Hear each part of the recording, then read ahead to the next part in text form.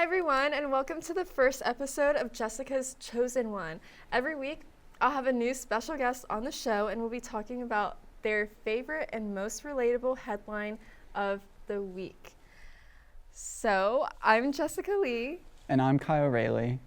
And I am the news reporter here at Inside Swoop. Yes, and he's an intern, and he just does regular, everyday international news. Mm-hmm. Yes. So one of the biggest headlines we saw coming back from winter break was Donald Trump.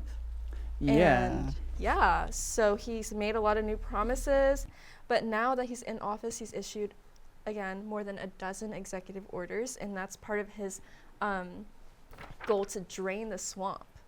So one of the first executive orders I wanted to talk about was he was leaving the World Health Organization. He took Oh, yeah. Have you seen that? Yeah, I saw that.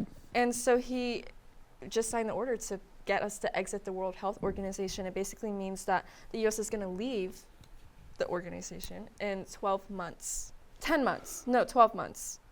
and stop all the financial contributions. Whoa, to that them. is actually insane, especially with all the work they do in countries like in Africa, because Right. yeah. Yeah. And those as well as the CDC and who works with them a lot. I was reading something where he ordered the CDC to cut all communication with the World Health Organization. So I think that the biggest executive order, whatever action he took right when he got into office that affected us as college students, was pausing the TikTok ban.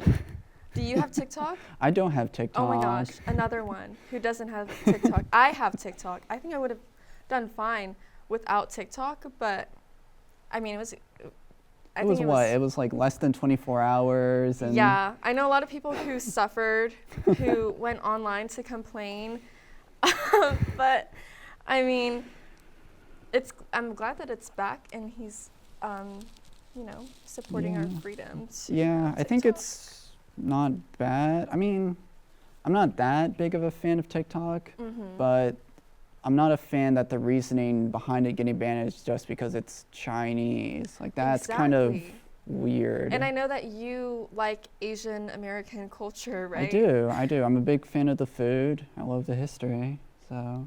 I remember you telling me about an Asian American history class that you took.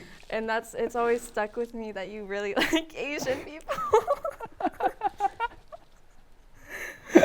Anyways.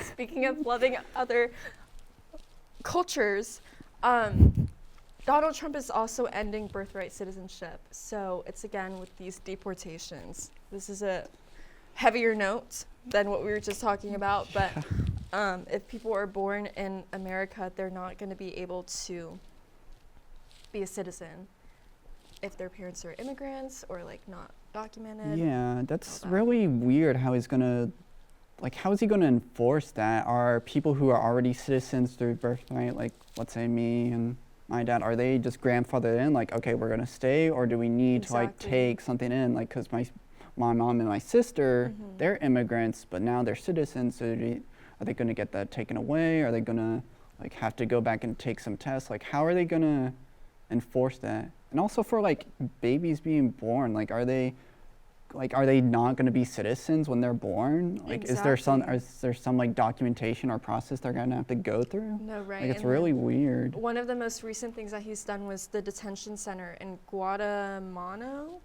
Bay. Guantanamo Bay, yeah. Guantanamo Bay.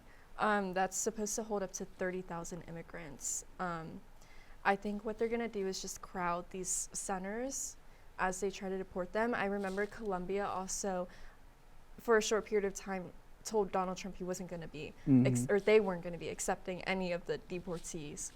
So, I mean, it's going to be interesting seeing how the other countries react when they're sending them back. Yeah, I mean, there was almost a trade war with Colombia over that.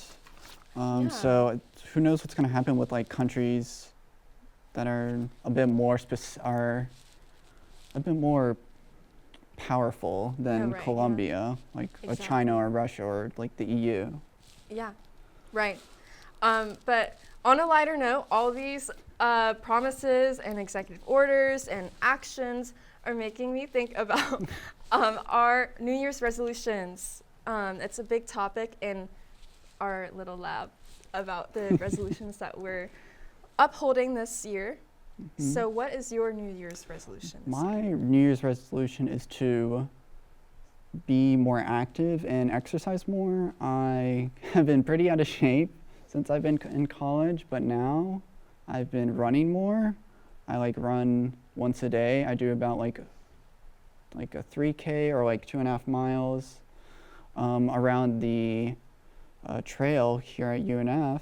Yeah. And it's been pretty good. I've been feeling good. I've been feeling like better. I can really tell the difference it's made and how I feel.